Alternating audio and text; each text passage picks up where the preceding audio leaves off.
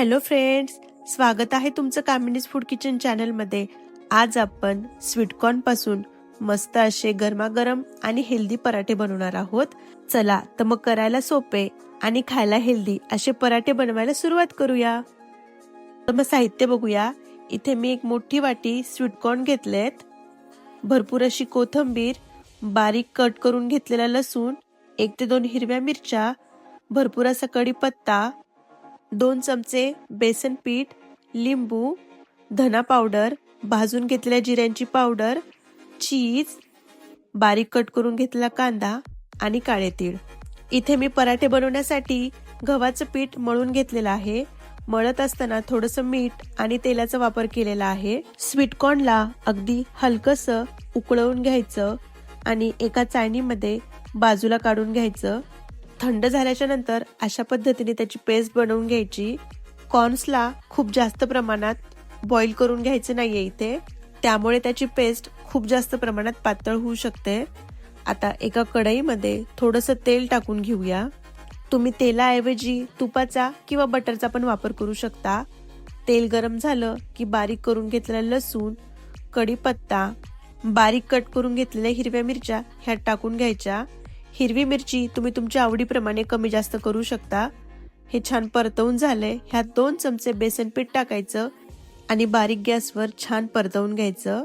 बेसन पीठ परतवून झालंय. आता बारीक कट करून घेतलेला कांदा टाकून घेऊया. 1 ते 2 मिनिट कांदा परतवून घ्यायचा. आता जिऱ्याची पावडर आणि धना पावडर टाकून घ्यायची. चवीपुरतं मीठ पण लगेच टाकून घ्यायचं आणि तेलामध्ये हे व्यवस्थित मिक्स करून घ्यायचं. सोबत अर्धा चमचा हळद आणि लाल तिखट टाकून घ्यायचं. मी दाखवण्यासाठी विसरले. सगळे सुके मसाले कांद्यामध्ये 1 मिनिटभर परतवून घ्यायचे. आता स्वीटकॉर्नची पेस्ट टाकून घेऊया. मीडियम गॅसवर ह्यातलं सगळं मॉइश्चर निघेपर्यंत एकसारखा चमचा फिरवत राहायचा. अशा पद्धतीने होईल तेवढा ह्यातला ओलसरपणा कमी करायचा. गॅस बंद करायचा आणि भरपूर अशी बारीक चिरलेली कोथिंबीर टाकून आपल्या आवडीप्रमाणे लिंबू पिळून घ्यायचं. ह्यात सारण थंड झालंय. पराठे बनवायला सुरुवात करूया. हातावर असा पिठाचा थोडासा उंडा घ्यायचा. त्यावर काळे तीळ आणि बारीक चिरून घेतलेली कोथिंबीर टाकून घ्यायची. सोबतच कोरडं पीठ टाकायचं आणि ह्याची पोळी बनवून घ्यायची. पोळी बनवत असताना ती जास्त पातळ नाही करायची आणि जास्त जाड पण नाही ठेवायची. पातळ केली तर त्यातलं सारण बाहेर येण्याची शक्यता असते. अशा पद्धतीने सगळ्या बाजूनी एकसारखी लाटून घ्यायची. कुठलाही पराठा बनवत असेल त्यावेळेला जर पीठ छान भिजलेलं असेल आणि छान मळून घेतलं असेल तर पराठा शक्यतो फुटत नाही. पोळीच्या मध्यभागी सारण टाकून घेऊया. चमच्याच्या मदतीने असं सगळीकडे पसरवून घ्यायचं, ते पण अगदी हलक्या हाताने. पराठा बनवत असताना त्यातलं सारण पूर्णपणे थंड झालेलं असावं. अशा पद्धतीने फोल्ड करून घ्यायचे दोन्ही साईडनी. त्रिकोणी आकाराचा पराठा बनवून घ्यायचा आहे. दोन्ही बाजूनी फोल्ड करून घ्यायचा आणि ह्याचे काठ बोटाच्या मदतीने असे प्रेस करून घ्यायचे. खालच्या साईडनी पण एक फोल्ड करून घ्यायचा.